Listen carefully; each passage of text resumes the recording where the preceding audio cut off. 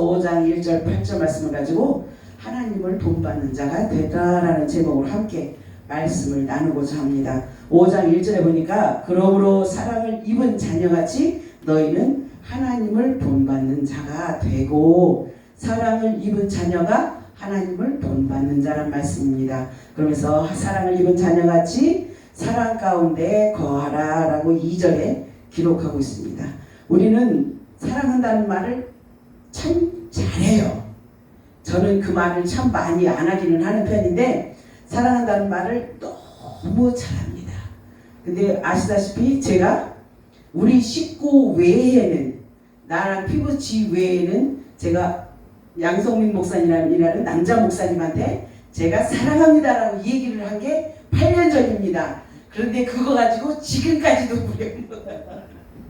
이 부흥사회를 처음 들어와서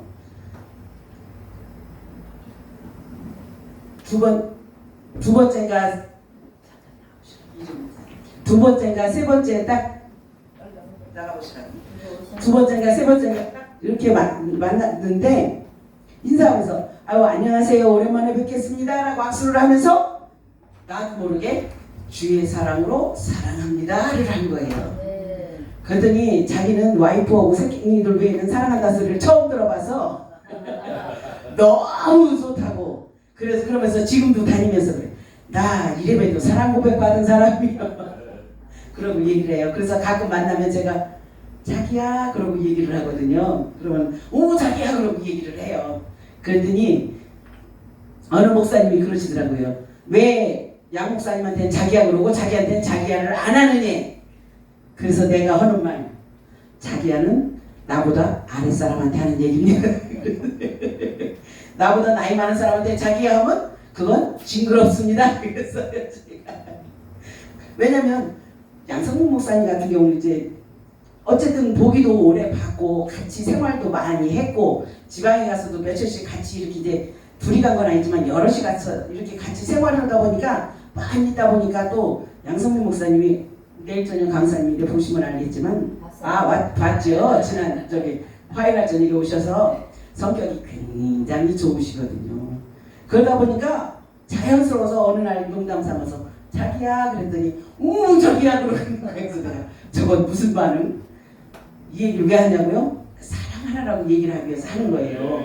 이게 제 성격이 그저 누구한테 다가가서 살갑게도 하지도 못하는 성격이고, 그렇다고 방실방실 웃는 스타일도 아니고, 제가 김복순 목사님을 보면 참 은혜가 되는 게 다른 걸 다 떠나서 늘 방실방실 웃고 계시잖아요. 그런데 오늘 홍래선 목사님이 찬양인도 하면서 이야 움직이시네. 저처럼 나무토막인 줄 알았어요. 근데 오늘 보니까 움직이시네요. 또 거기다 대고 방실방실 웃으시며 찬양하니까 우리도 같이 덩달아 은혜가 되는 거예요. 네, 그래서 사랑은 절에서 좋은 거야. 사랑은 절에서. 오늘 하나님을 본받는 자는 사랑 안에 거하는 자라고 얘기를 합니다. 사랑을 나눠줄 줄 알고 베풀 줄 아는 사람이 하나님을 본받는 자라고 성경은 기록합니다. 에베소서 1장 5절 말씀에 보면 뭐라고 써있느냐면, 에베소서 1장 5절 보면 그 기쁘신 뜻대로 우리를 예정하사 예수 그리스도로 말미암아 자기의 아들들이 되게 하셨으니, 예수 그리스도로 말미암아 아들들 된 자는 뭘 해요? 하나님을 본받는 삶을 살아야 되잖아요. 예수 그리스도를 본받는 삶을 살아야 합니다. 우리가 밖에 나가서 믿는 자의 본이 되는 삶을 살아야 한다는 말씀이에요. 나는 목사인데 어떡하라고? 죄송하지만 목사는요 하나님 앞에 필요한 거고 성도들 앞에 필요해요. 밖에 나가서 목사 필요 없어요. 죄송하지만 목사도 강단에 서서 말씀 증거하고 강단에 서서 하나님 앞에 영광 올려드릴 때 목사인 거지 아무나.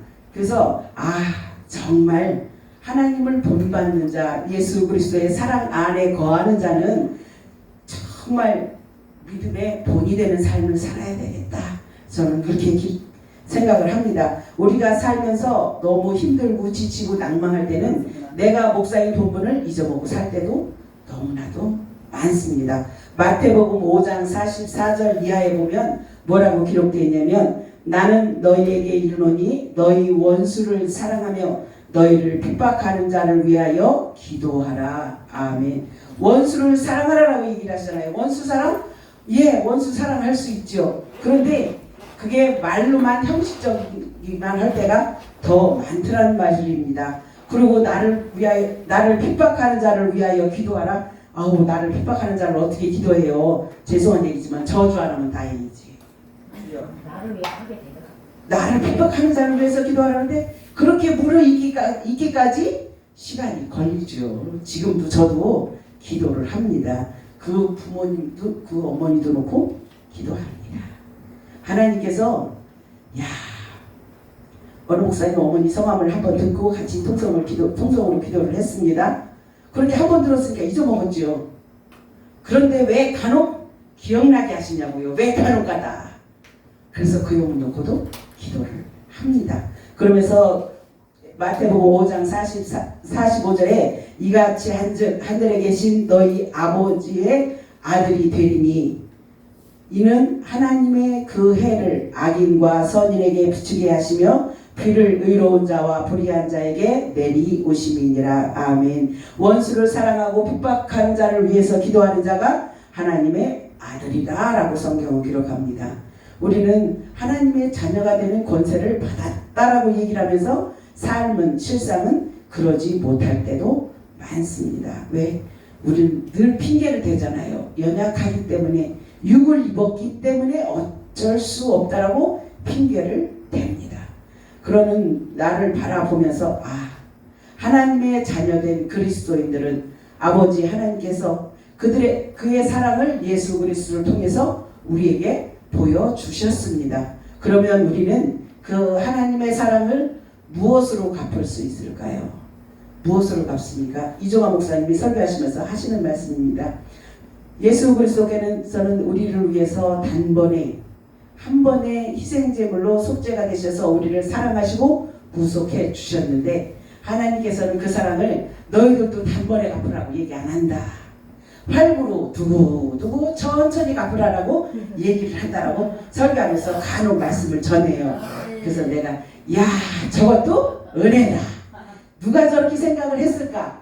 우리는 활구 생각도 안 했어요. 그냥 나를 위해 죽으신 그리스도 그 사랑에 감사합니다라고 생각을 하고 살았지 우리들의 사랑을 하나님께서는 일시불로 예수처럼 단번에가 아니라 예수님처럼 단번에가 아니라 활구로 두고두고 천국에 갈 때까지 그걸 갚으라고 한다고는 나는 생각도 못했어요. 그래서 이정호 목사님 대단하다.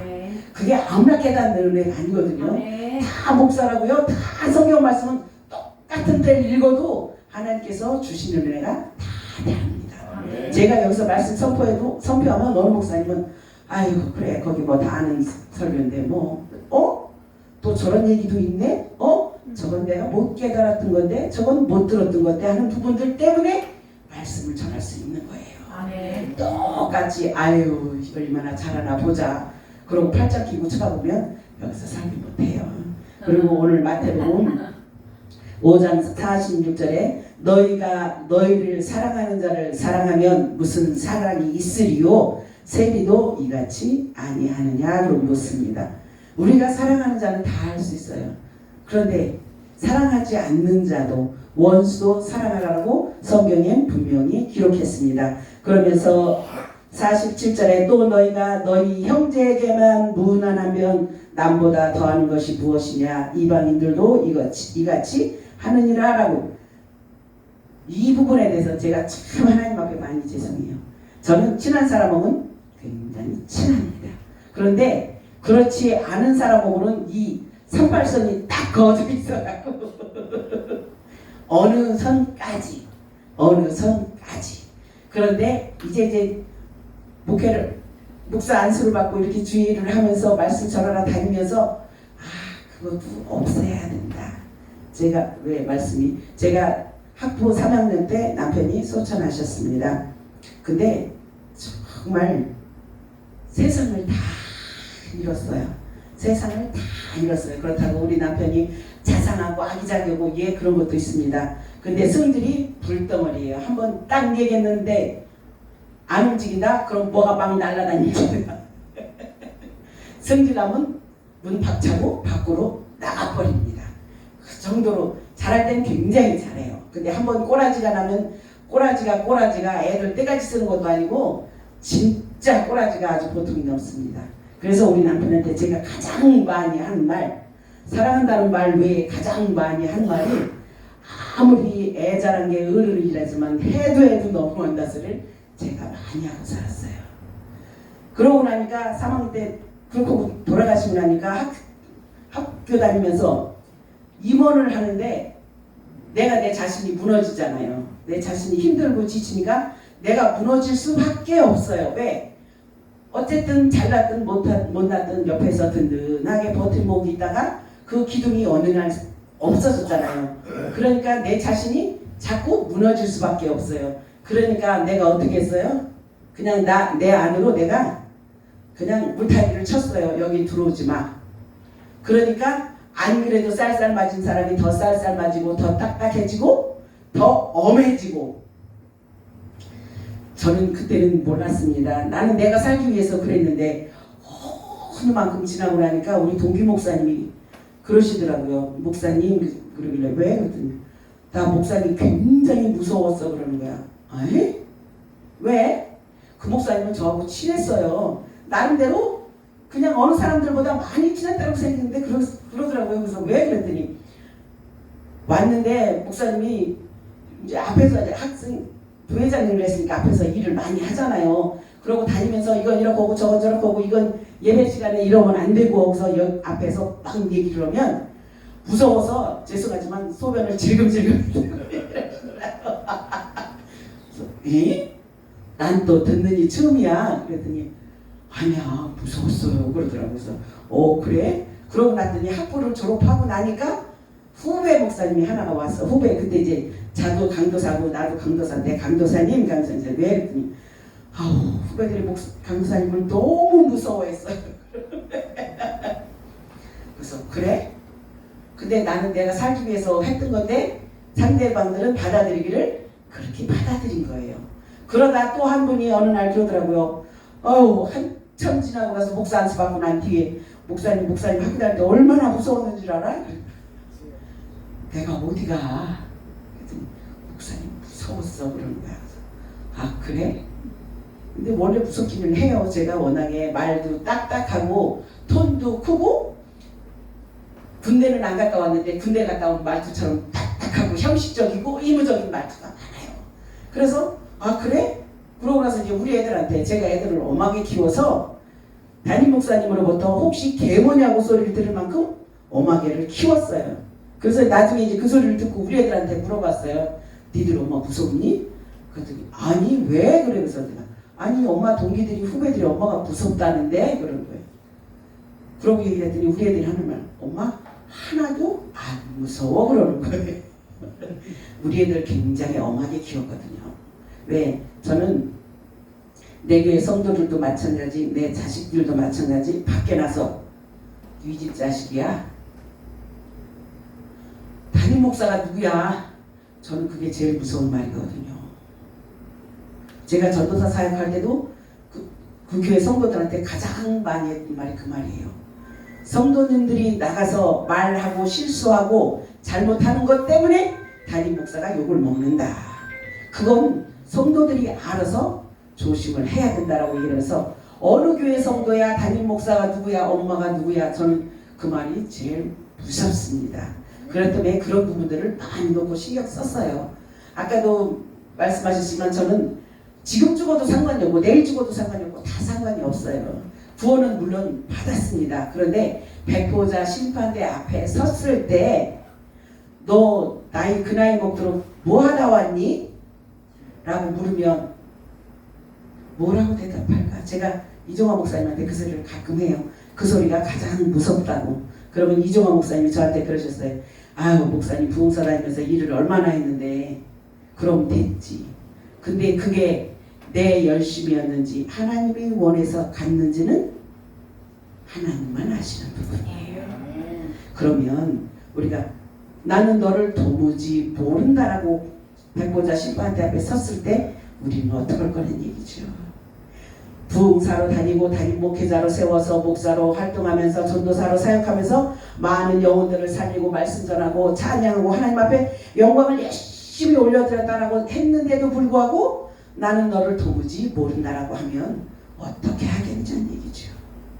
저는 이 부분에 대해서 그렇게 많이 신경을 안 썼었습니다. 그런데 후배 목사님 하나가 전도사 때 은사가 있으니까 집사 때 은사가 있으니까 그냥 교회 권사님들 집사님들 아프다고 그러면 가서 안수해주고 기도해주고 예배드려주고 그러고 막 열심히 다녔대요. 근데 이제 제가 본 그 분은 열심인 분이에요. 그런데 죄송하지만 하나님 열심보다 내 열심이 많은 분이에요. 그런데 그분이 어느 날 기도원에 가서 기도를 하는데 하나님께서 마음 가운데 나는 너를 도무지 모른다라고 말씀을 하셨다고 얘기를 하시더라고요. 그래서 주여 조심해야 되겠다. 사랑 전하는 것도 말씀 전하는 것도 이웃에게 사랑을 베푸는 것도 모든 것이 하나님의 영광을 가리지 않는 범위 내에서 조심해야 되겠다라는 마음이 왔었습니다. 그래서 목사 안수 처음 받았을 때 그런 걸 깨달았으면 얼마나 좋았을까요? 그런데 목사 안수 받고 한 3년 4년 지난 뒤에 그 소리를 들어서 그래서 그 다음부터 제가 설교할 때마다 한 번도 안 빠지고 하는 말씀 마태복음 7장 21절 주여 주여 하는 자마다 다 천국에 가는 것이 아니라 아버지의 뜻대로 행하는 자가 천국에 갈 수 있다라고 말했어요. 그 말씀이 제일 무서운 말씀이거든요. 우리는 아까 말씀드렸지만 하나님의 사랑을 무슨 말로 표현할 수가 있습니까? 찬송가 404장에 가면 그 크신 하나님의 사랑은 바다를 먹물로 삼아도 하늘을 두루마기 삼아도 다 표현할 수 없다라고 기록하고 있습니다. 그럼 하나님의 그 사랑을 우리는 그 값을 무엇으로 대신하나요? 영혼 구원하고 영혼 사랑하고 성도들을 사랑하고 보듬는 것으로 우리는 그 값을 대신할 수밖에 없습니다. 근데 우리는 그거 나 혼자는 절대 못하더라고요. 그래서 협력하여 선을 이루라는 말씀이 제가 가장 좋아하는 말씀입니다. 협력하여 선을 이루라. 왜? 그전엔 저 혼자 잘난 줄 알았거든요. 저 혼자 하면 되는 줄 알았거든요. 그런데 이게 저 혼자가 쉽지를 않더라고요. 그래서 하나님께서 이렇게 해서 연약한 부분들을 보충해서 세우라고 협력하여 선을 이루라라고 말씀을 하셨구나라를 제가 깨달았습니다. 하나님의 우리가 알고 있는 사랑은 하나님의 성품의 본질입니다. 그리스도인들이 닮아가야 하는 모습이기도 합니다. 그리스도인들이 닮아야 할 사랑의 모범은 예수 그리스도입니다. 우리는 예수 그리스도를 닮아간다라고 제가 기도하면서 하나님 예수 그리스도의 사랑을 내 안에 주옵소서, 예수 그리스도의 마음을 담게 하옵소서라고 제가 기도를 합니다. 예수 그리스도의 사랑이 아니면 원수를 사랑할 수 없고요, 불의한 자를 사랑할 수도 없습니다. 그러면서 마태복음 5장 48절에 그러므로 하늘에 계신 너희 아버지의 온전하심과 같이 너희도 온전하라라고 성경은 기록하고 있습니다. 또한 우리는 요한복음 13장 34절 35절 하나님을 사랑하고 이웃을 내 몸과 같이 사랑하라고 기록하고 있습니다. 우리는 사랑한다는 말을 참 많이 해요. 우리 동기 목사님 중에 한 분이 사랑하는 목사님 그러고 시작하는 목사님이 있어요. 근데 그분은 그 사람이 진심이에요. 왜? 우리 들으면 알잖아요. 그럼 끊을 때 사랑하는 목사님 또 전할 때까지 잘 있어 고마워. 이종환 목사님 누군지 알고 쓰시잖아. 사랑하는 목사님 보고 싶어서 목소리 듣고 싶어서 전화했어. 혹시 그렇게 전화해 보셨나요? 저는 자식들한테도 목소리 듣고 싶어서 전화했다 소리 아니에요. 용건 없으면 전화를 안 하기 때문에. 그런데 그 목사님은 조금 잊어버릴 만한 목사님 무슨 일 있어요? 난 그런 물어요. 왜? 나는 용건 없으면 전화를 하니까. 그러면 아니 목사님 목소리가 듣고 싶어서. 목사님 목소리 듣고 나면 힘이 나고 목사님 목소리 듣고 나면 기운이 난다고 얘기하면서 그렇게 저를 사랑해주는 목사님이 있어요. 물론 여자 목사님입니다. 정말 그 목사님은 사랑도 많고 애교도 참 많아요. 그 모습을 보면서 우리 학교에서 처음 만났는데 어떻게 학교를 가다가 지하철에서 만났어요.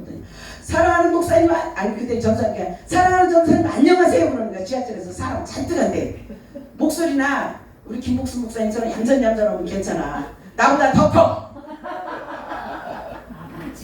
지금도 지하철에서 만나면 목사님!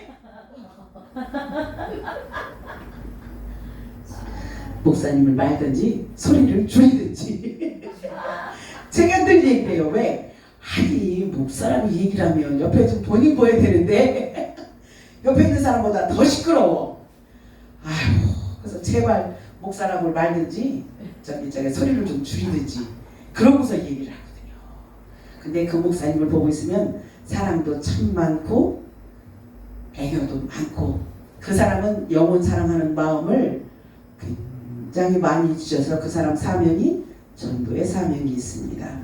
정말로 1년 365일 360일 이상 나가실 거예요. 자기 몸이 아파도 목사님 아파 나 기도해줘 전화가 와요. 그래서 그러면 내가 신방 갈게 그러고 얘기를 하면 목사님 뭐라고 얘기하면 목사님 전화를 해도 돼. 나 우리 집 신방 오면 목사님 나 힘들어서 안 돼 그러더라고요. 그래서 이제 전화로 기도를 해주고 나서 끊잖아요. 그러고 나서 이제 오후에 어떤지 전화를 해요. 그럼 벌써 전도 나왔어요. 그래서 목사님 그 몸으로 무슨 전도를 해. 목사님 몸을 먼저 추스려야 사람들한테도 본이 되는 거야. 나는 아파서 골골 길길 매면서 가서 예수 믿고 천국 가라 그러면 누가 좋다 그래. 목사님이 건강하고 짱짱하고 그러고 다녀야지. 근데 저들을 생각하면 그냥 앉아있을 수가 없대요. 저들을 생각하고 있으면 기도할 때마다 눈물이 그렇게 줄줄 흘러서 그냥 있을 수가 없다라고 얘기를 하셔요.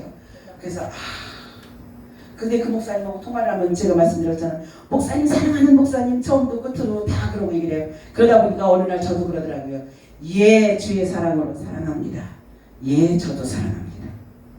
하나님이 나무 토막 같은 박옥순이를 변화시키기 위해서 옆에 사람들을 참 많이 붙이셨어요. 많이 붙이셨어요. 저희 선배 목사님 하나는 제가 목소리 터니까 막 얘기를 하다 보면 목사님 화난 거 아니지? 그러고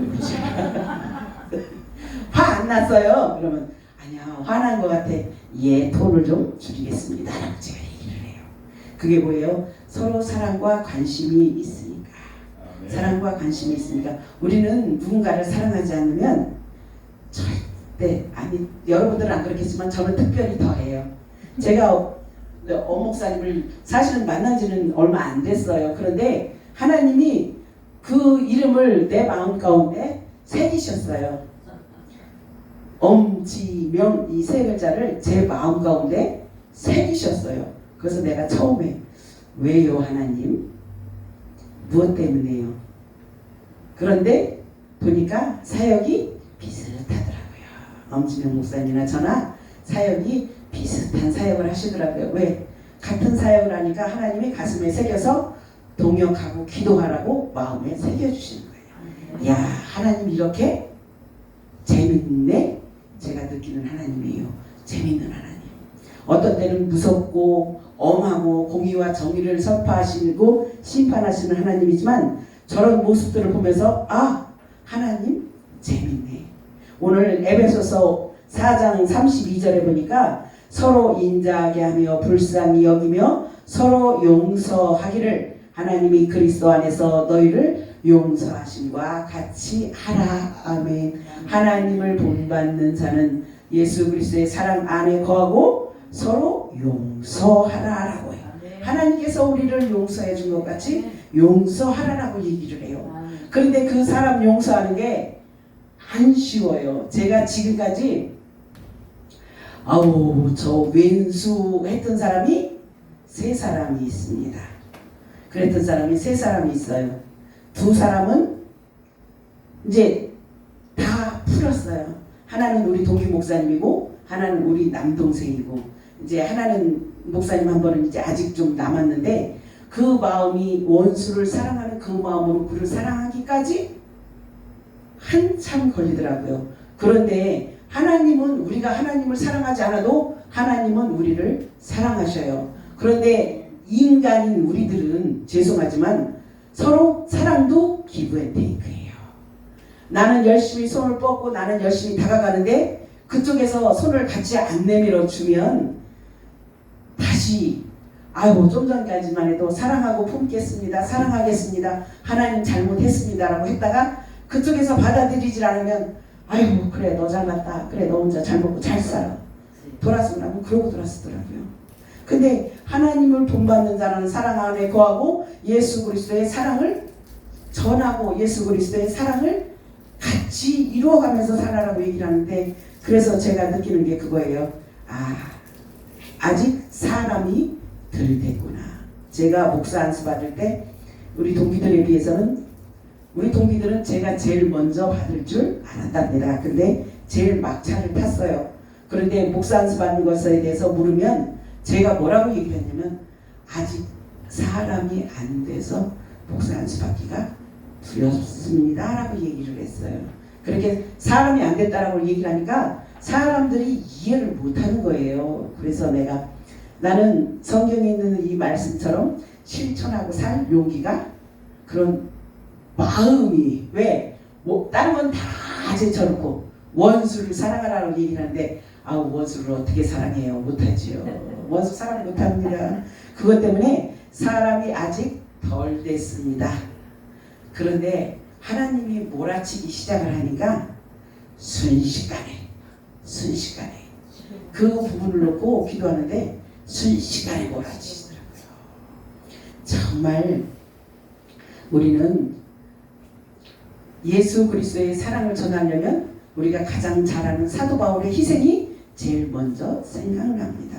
예수 그리스도는 빼고 거기는 기본적인 신분이니까 빼고 예수 그리스도의 사랑은 빼고 사도 바울의 헌신적인 사랑이 가장 많이 생각납니다. 그 다음으로 제가 좋아하는 사람이 스데반 집사예요. 그 다음이 여선지자 에스더입니다. 예전에는 에스더를 굉장히 좋아했어요. 왜?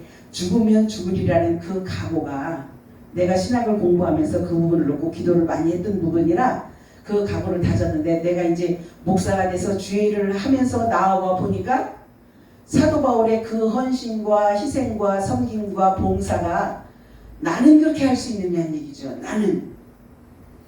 그래서 아버지. 그래서 제가 늘 하는 얘기가 그거잖아요. 사도 바울에게 하신 그 은혜가 내게 족하다는 말씀, 나의 나 된 것은 하나님의 은혜라는 그 말씀, 그 말씀이 내 가슴팍에 새겨져서 그 말씀을 인하여서 제가 힘을 얻어 주의 사명을 감당하는 것입니다. 바울은 희생적인 삶을 살고자 하는 그리스도인들이 순결한 생활을 하기 위해서 해서는 안 될 것에 대해서 에베소서 5장에도 말씀했고 5절에서 7절 말씀에도 기록을 하고 있습니다. 그러면서 너희는 사랑 안에 거하라라고 기록합니다. 로마서 6장 13절에 보니까 또한 너희 지체를 불의의 병기로 죄에게 드리지 말고 오직 너희 자신을 죽은 자 가운데서 다시 산 자같이 하나님께 드리며 너희의 지체를 의의 병기로 하나님께 드리라. 아멘. 무슨 말씀이에요? 너희는 준비되어 있어서 하나님이 필요한다 할 때 사용할 수 있도록. 참 지금은 이제 제가 간이 배 밖으로 많이 나와서 참 잘하든 못하든 용감하게 말씀을 전합니다. 그런데 처음에 이 부흥사에 들어와서 강당에 서서 말씀을 전하는데 목사님 한 분 한 분 눈치들이 보이는 거예요.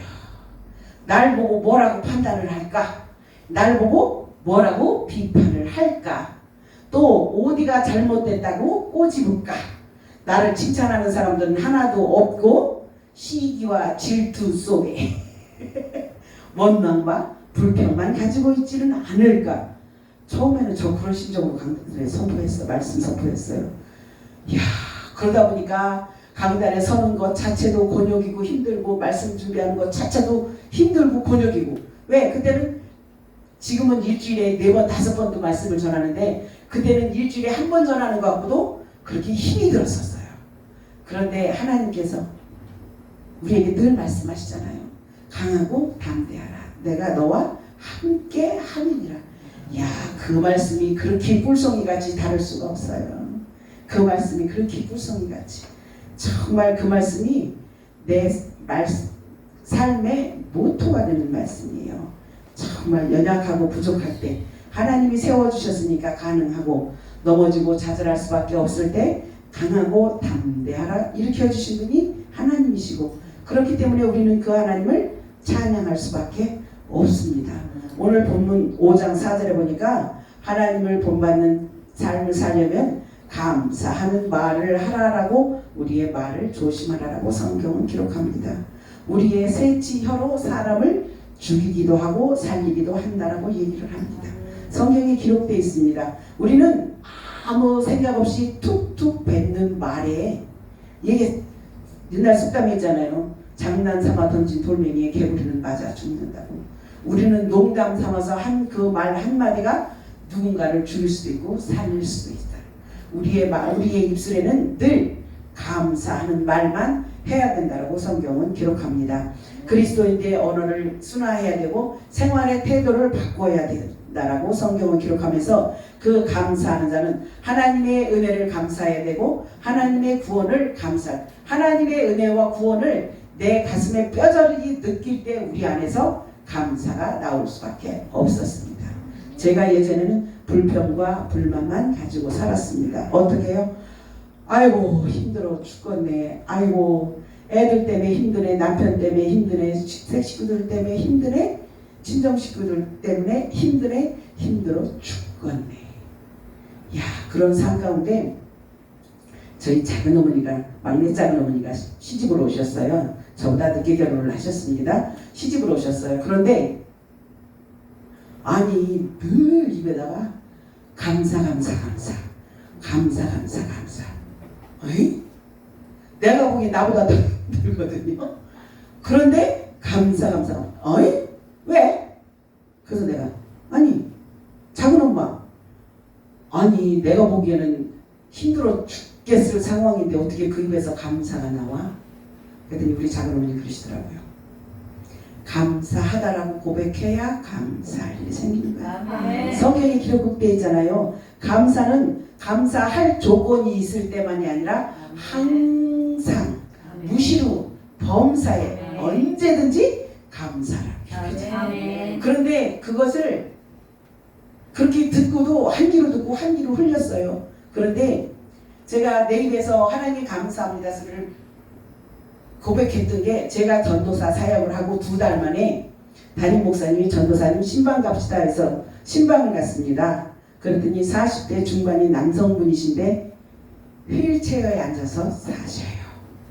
왜냐면 등치가 있으니까 부모님들이 앉힐 수도 없고 눕힐 수도 없고 그러니까 휠체어에 앉아서 살아요. 이제 그래서 담임 목사님한테 신방을 와달라 해서 같이 신방을 가서 기도를 허락해서 기도를 하는데 내 속에서 그 모습을 보러 가니까 하나님 정말 나는 감사한 삶을 살았네요. 힘들고 어려웠지만 정말 감사하는 삶을 살았네요. 하나님 감사합니다가 그때부터 나오기 시작한 거예요. 야, 감사할 조건이 하나도 없는데 감사가 나오고요. 그래서 어디 가서든지 항상 감사하십시오고 늘 감사하십시오가 자동으로 나온 거예요. 감사할 조건이 있을 때는 누구든지 해요. 근데 감사할 형편이 안 될 때 감사하는 것이 진정한 감사라고 말씀을 하시잖아요. 그래서 정말 우리의 삶은 하나님 앞에 감사할 수밖에 없구나. 왜? 우리는 인식하지 못하고 깨닫지 못하는 가운데 하나님께서는 우리를 태초부터 작정해 놓으셨다라고 기록하시고 복중에서부터 택하셨다라고 기록해 놓으시고 지금도 나는 너를 사랑한다라고 말씀하고 계시잖아요. 죄송하지만 우리 식구들 말고 누가 나를 보고 옥순아 나 너 사랑해 그럴 사람이 몇 분이나 계셔요. 몇 분이나. 그런데 하나님은 나의 모든 것, 내 속 안에 있는 그 죄악된 그 허물까지라도 다 용서하시고 사랑하신다라고 말씀하잖아요. 우리도 그런 삶을 살아야 될 줄 믿습니다. 네. 우리는 사람을 볼 때는 외모로 판단을 하고 보이는 모습이 다인 것처럼 판단을 하고 생각을 합니다. 그런데 그 모습들이 물론 그 모습들이 그대로 끝까지 비춰줄 때도 있어요. 그런데 사람의 생각으로 판단해서 그건 네가 잘못된 거야, 생각한 거야 라고 하나님이 다시 깨닫게 해주실 때도 있습니다. 사무엘상 16절에 우리가 가장 잘 아는 말씀이잖아요. 너희는 사람을 외모로 보지만 나는 그들의 중심을 보느니라라고 말씀하시잖아요. 우리 중심 가운데 누가 있느냐에 따라서 내 삶이 변화되는 거잖아요. 야, 힘들고 어려울 때 하나님 정말 어떻게 이렇게 끝까지 이렇게 마지막까지 불평하고 불만했습니다. 그러다가 어느 날 하나님 얼마나 더 크게 사용하시려고요. 그렇게 바꿨습니다. 왜? 하나님은 사랑하는 자에게 징계도 채찍도 더 많이 하시고 또 사명을 많이 감당하기 위해서 연단과 고난도 점점 더 많아진다라고 성경이 그러죠. 우리가 가장 잘 아는 욥을 통해서 처음에 자녀들이 있던 것에 고난과 연단 가운데 자녀들을 잃고 모든 재산과 마누라까지 다 잃고 난 후에 마지막 장 42장에 가서 갑절의 축복을 주었노라 받았노라 라고 성경은 기록하잖아요. 아, 하나님이 내가 힘들고 어려울 때 하나님이 나를 크게 사용하실 거야. 그 힘 가지고 할렐루야. 그 힘 가지고 아멘. 그러니까 이제는 강단에서 말씀을 전하는 게요. 왜 재밌어요? 왜 재밌어요? 재밌어요. 설교 준비하려면 머리 터지고 힘들고 버겁고 그러는데 그럼에도 불구하고 재밌어요. 이것도 하나님이 주시는 은혜니까. 네. 내가 하려고 그러면 아무것도 못해요. 지금 제가 여기 설교를 페이지를 3페이지를 하고 왔는데 지금 한 페이지도 안 하고 하나님께서 다른 방향으로 지금 하나님은 이 과정도 보시는 거거든요. 하나님은 결과만 보시는 게 아니라 과정까지도 보시는 거거든요. 오늘 에베소서 5장 8절에 보니까 너희가 전에는 어둠이었더니 이제는 주 안에서 빛이라 빛의 자녀들처럼 행하라 라고 성경은 기록하고 있습니다. 에베소서 2장 1절 보니까 너희의 허물과 죄로 죽었던 너희를 살리셨도다. 그때 너희가 그 가운데서 행하여 이 세상 풍속을 쫓고 공중의 권세 잡은 자를 따랐으니 곧 지금 불순종의 아들들 가운데서 역사하는 영이라. 전에는 우리도 다 그 가운데서 우리 육체의 욕심을 따라 지내며 육체와 마음에 원하는 것을 하여 다른 이들과 같이 본질상 진노의 자녀였다. 우리 옛사람은 그렇다라고 성경은 기록합니다. 그런데 새 사람 예수 그리스도를 덧입은 새 사람인 저와 여러분들은 하나님을 본받는 자가 되고 오늘 말씀처럼 감사하는 자가 되고 사랑을 전하는 자가 되고 사랑 가운데 거하는 자들이 됐다라고 성경은 기록하고 있습니다. 골로새서 1장 11절 12절 말씀에 우리로 하여금 빛 가운데서 성도의 기업의 부분을 얻기에 합당하신 하나님께 감사하시기를 원하노라. 그가 우리를 흑암의 권세에서 건져내사 그의 사랑의 아들의 나라로 옮기셨느니라 라고 기록하고 있습니다. 마태복음 5장 10절에 너희는 세상의 빛이다. 참되신 그리스도를 그들 삶 가운데 드러내라라고 성경은 기록합니다. 사도 바울은 우리가 알고 있는 것처럼 과거 이방인이었던 에베소 교인들의 생활과 현재 그리스도 안에 있는 에베소 교인들의 생활의 차이점을 명백히 구별해서 에베소서에 기록해 놓았습니다. 그들이 생활이나 행위 속에서 불신자들과 분명한 차이가 있어야 한다라고 믿는 자의 본이 되는 삶을 살아야 한다라고 성경은 기록하고 있습니다. 오늘 말씀의 결론입니다. 에스겔서 3장 24절에 주의 신이 내게 임하사 나를 일으켜 세우시고 내게 말씀하여 가라사대 너는 가서 내 집에 들어가 문을 닫으라. 뭐예요? 하나님과 교제하자는 말씀입니다. 오늘 에베소서 5장 18절에 보니까 술 취하지 말라 이는 방탕한 것이니 오직 성령의 충만함을 받으라. 아멘. 오직 성령의 충만함을 받으라. 그게 우리의 삶이 되어야 된다라고 얘기합니다. 빛의 자녀들은 성령 충만한 삶을 살고 사랑을 베푸는 삶을 살고 사랑을 나누는 삶을 산다라고 성경은 기록합니다. 오늘 말씀처럼 하나님의 품성을, 하나님의 사랑을 본받는 삶을 사는 저와 여러분들 되시길 주님의 이름으로 축복합니다. 기도하겠습니다.